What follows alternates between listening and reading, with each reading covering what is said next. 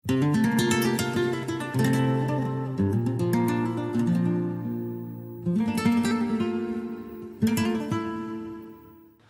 بخیر باشد دوستان ارجمند. این شام در خلوتگاه نوروزی ما دانشمند خاورشناس استاد ظفر میرزایان حضور دارم. استاد خوش آمدید. چون ما میدونیم شما ده ها مقاله ها تالیف کرده اید، تحقیقات ها برده اید در باب نوروز، در باب بازی های نوروزی، در باب بازی های ملی و در باب بازی های ملی مردمی در شاهنامه. اما چون گشتین ما جهانی شد، ما میخواستیم که این شام در این باره ما شما صحبت کنیم و البته نوروزیاتان مبارک باشد. سپاس بیشمار. من بسیار با یک بالیدگی نزد همان روزنامه‌نگاران می آیم که صحبت را آراسته بتوانند و صحبت بیشتر به هویت ملی ما و به این جشن‌های مقدس نگرانیده شده باشد. پیش از همه بینندگان گرامی، پیش از همه شما، همه گروه کاری برنامه ورزش را به سال نوی ملیمان به نوروز خجسته پیک شادباش میگویم و آرزو دارم که کشور ما، تاجیکستان ما، کشوری ورزشگران، دانشمندان و پهلوانان باشند که آبروی این ملت را در عرصه بین المللی دوچند بکنند و پرچم ما همیشه بالافشان باشد در سرزمین، در روی زمین. واژه گوشتی، اینکه کشتی است، ریشه هم در 6000 5000 ساله های پیشین ما است. مردمان در آن زمان قسمت خب آیینی میترویزم میپرستیدند، ادامه داشت، یعنی آیینی آفتاب پرستی، آفتاب را، خورشید را خدا میپنداشتند و بعد از آن باز آیینی زردشتی پیدا شد. آیین زردشتی کمتر دین است، این آیین است بیشتر. آیین مردم دهقان. همه اگر شما وقتی اوستا رو میخونید میبینید که اشاره بیشتر به زمین دارد، اشاره به کشتورزی دارد، اشاره به دهقان دارد، نکوکاری دارد. و یکی از همان بازی های ورزشی که بود این گوشتی بود و همان مردمانی که بر آیین زرتشتی اعتقاد داشتند برای پذیرفتن این آیین آنها یک کمربند را به میان میبستند از ریسمانی که 72 نخ باید داشته باشد، 72 نخ ابریشمی یا پشمی باید داشته باشد، در کمر میبستند و اگر کسی که از همدیگر را میشناختند که این مثلا در آیین زرتشتی است. سپس چگونه شد این گوشتی ما؟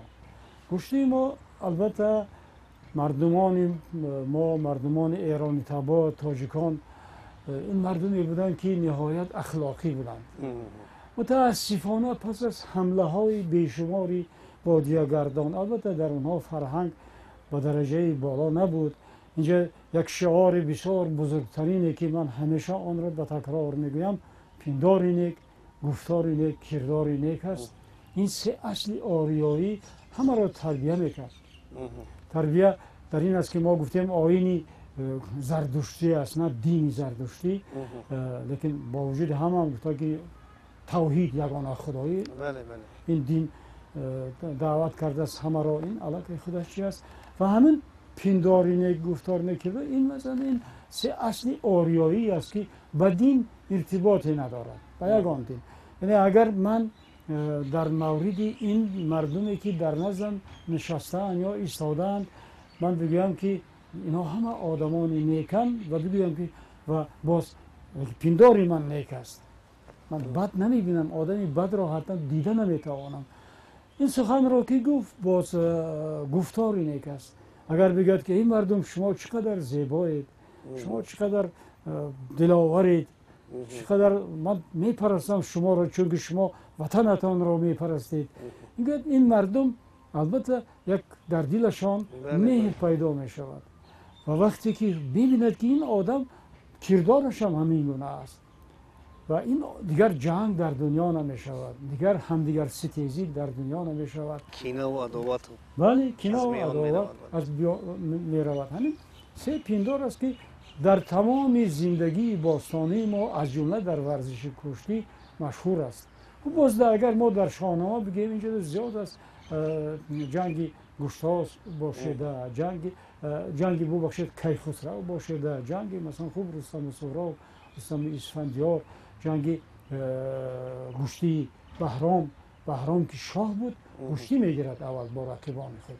و ببینید همین انسان پرستی و نکوکاری گذشتگان دور ما چنان و بود است که دو لشکر وقتی که مقابل هم می آمدن اول همون سرلشکران گشتی می گرفتن. اگر مغلوب میشید سرلشکر می گفتن که خوب به این پهلوان باز کی می تواند گشتی بگیرد. اگر که قایل شدن با همین جنگ بر هم می خورد و اینی که طرف مغلوب شرط های غالب اجرا میکردن با همین آدمان رو از کشتن باز میماندن.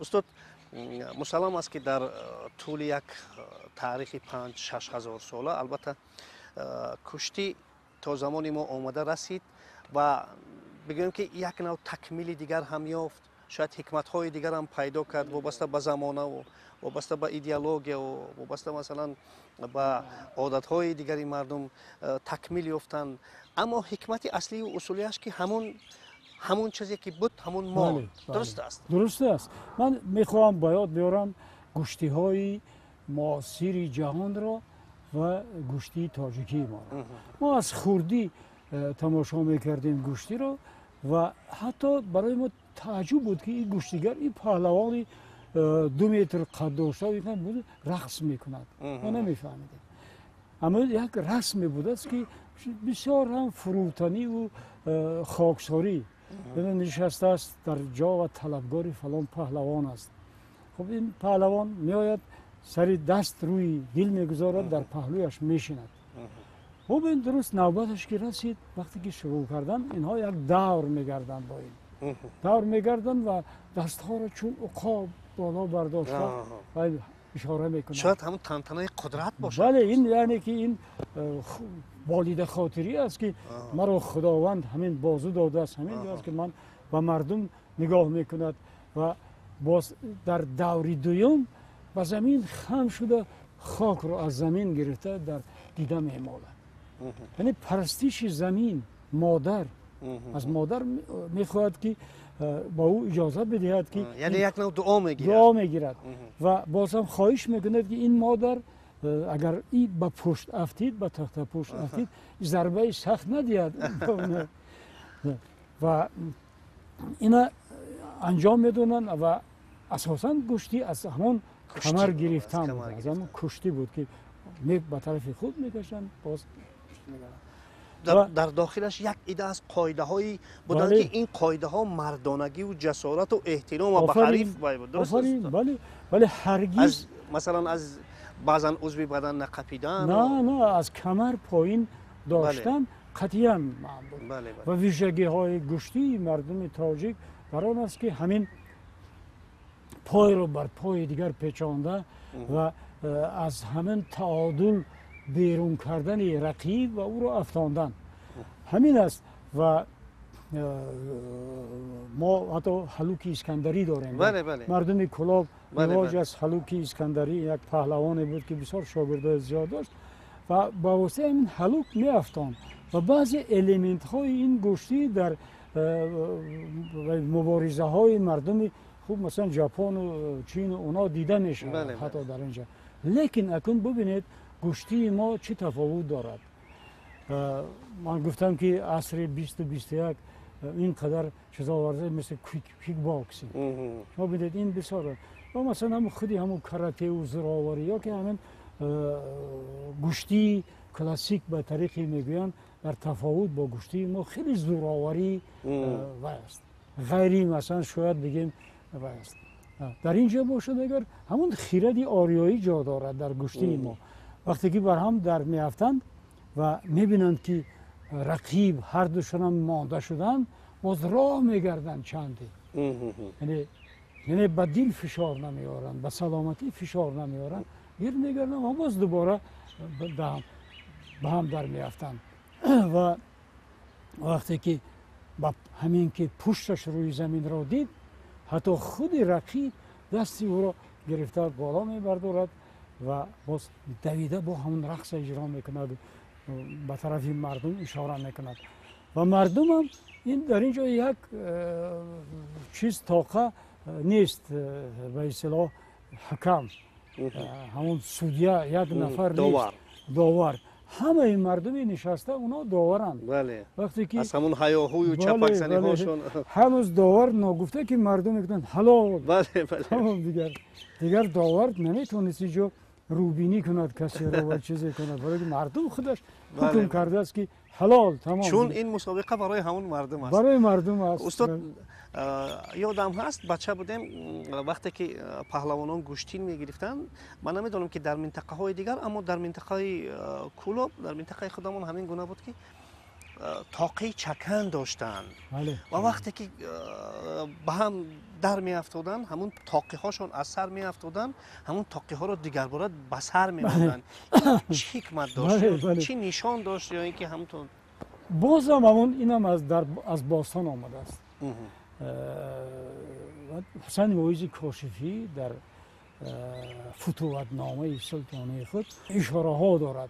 افتادن کلاه این یک خاصیت بد دارد. همین است که کلاه را دوباره گرفته ماندن، حتی این رقیب اجازتش میده تا کلاهش بگیرد. این حکمت به آن است که تاج دولت باید دائم پاینده باشد. آفرین. یعنی من سرش صحت باشد. در خود کلاه یعنی طاقی مثلا کلاهی بسیار اونجا رمزهای جالب است. بله بله. شما ببینید اگر همین بازم چکن در اونجا، چکن ببینید تنها از زنان نیست، از مردا هم است، از همه از این چکن. این معنی بازم هم آفتاب است، خورشید است. این کلاهی همین کلابی از آفتاب راه میگیرد. ببینید جایی از همه مهم همینجا است که اگر آفتاب بخورد آدم میافتد. دیگرش رمزی هست که کلاه تو از دست نده، یعنی تاجت را از دست نده.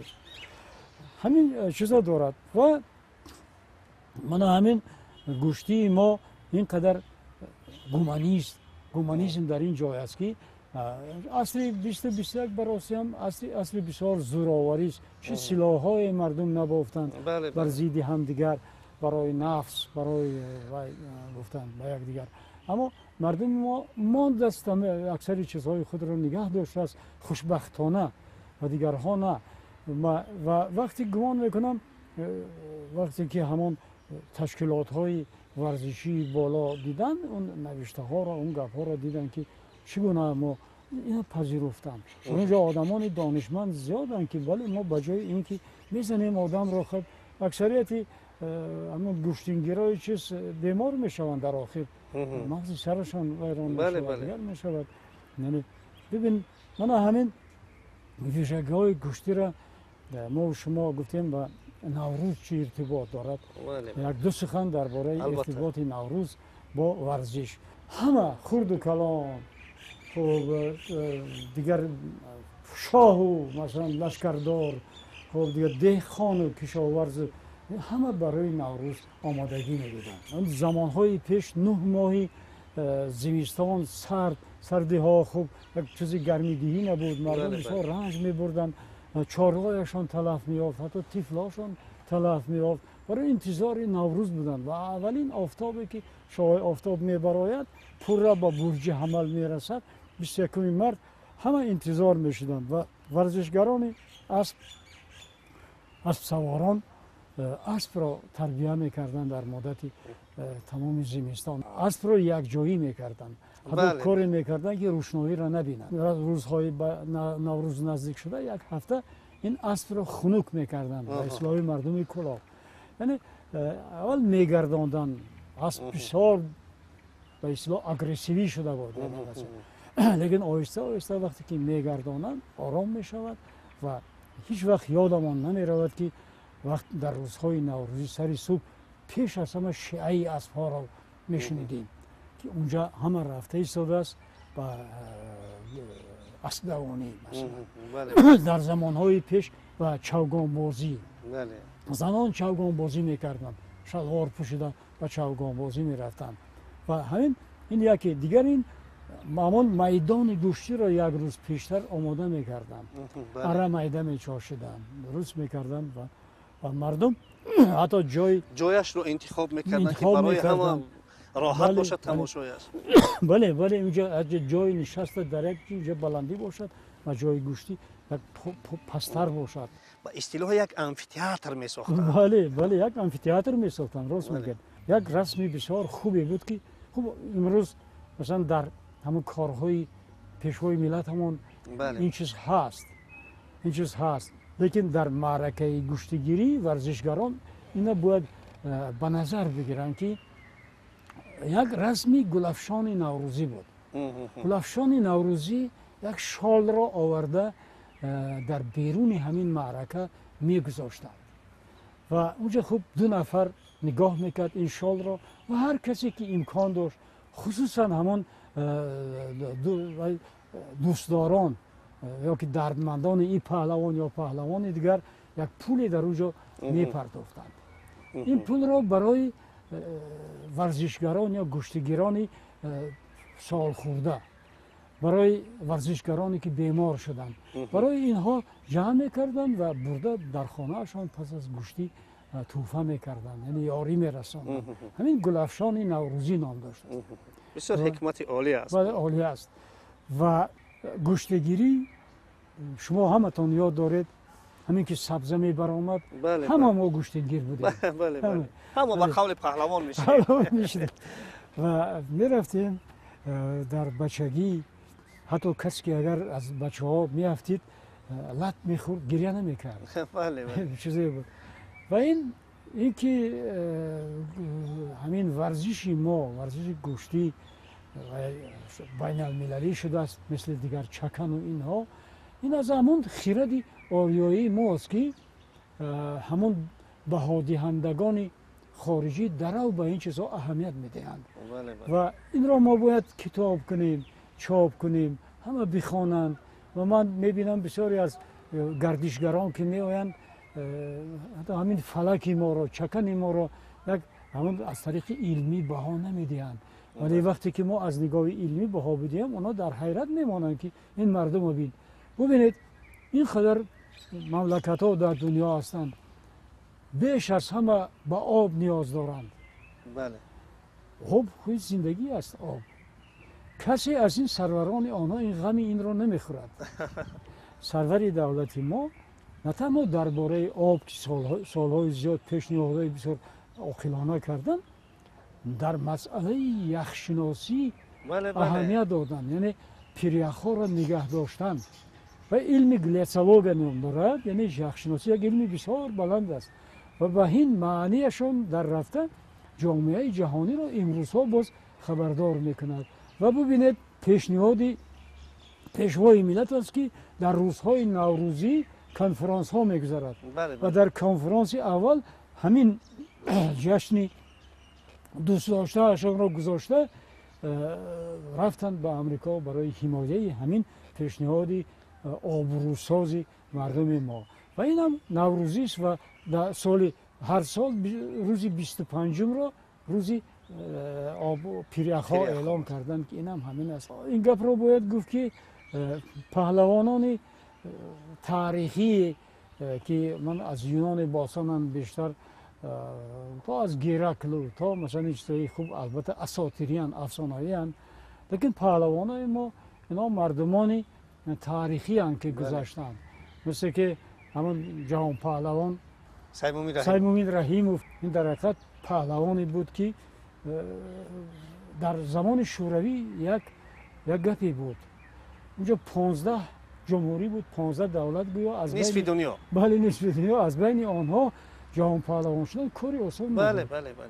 و این اخیراً در حقیقت پهلوان بزرگ بود. تا امروز افتخار میکنیم. من گمان میکنم همین برنامه های شما سهراب‌شاه گرامی نشود بسیار جالبند.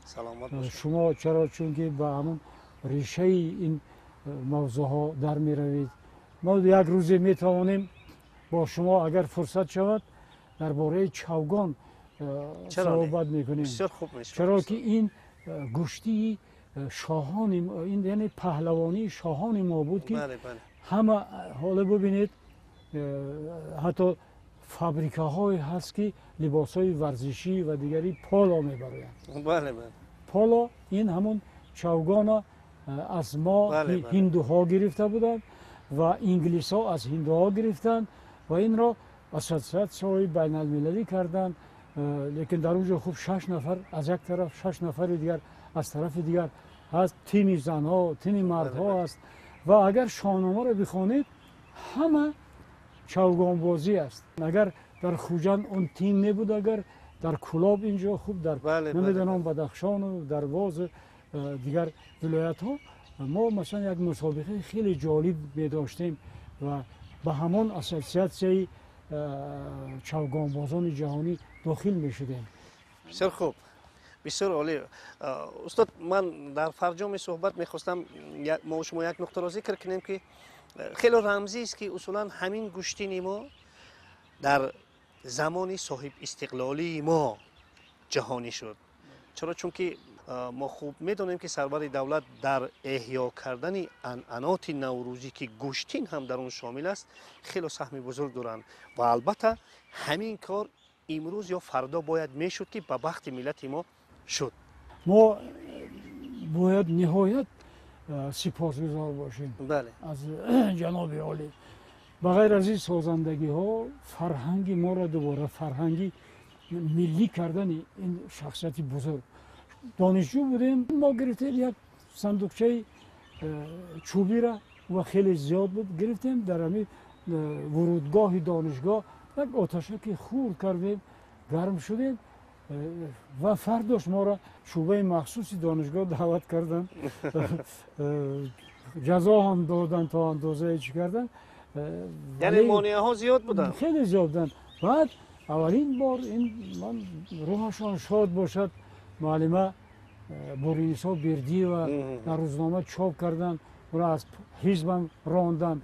بعد بازار صابیر و لایق شیرالی و گلرخسار اینا چیز کردن، اینا هم بسیار تنبیه دیدن تا اندازه. لیکن بعد در فرجام باقی رحیم زاده و میرزا ترسون زاده توانستن تا بالاها ببرن این کار و لیکن من فکر میکنم در همان زمانه پیشوای معظم ملت ما این نوروز را میپرستید، این گشتی را میپرستید و دوام دهنده همون کارهایی که اون نسلی سالهای نمیدونم 60 و 50 نتوانستن پورا کنن، پیشوای ملت ما این رو انجام دادن.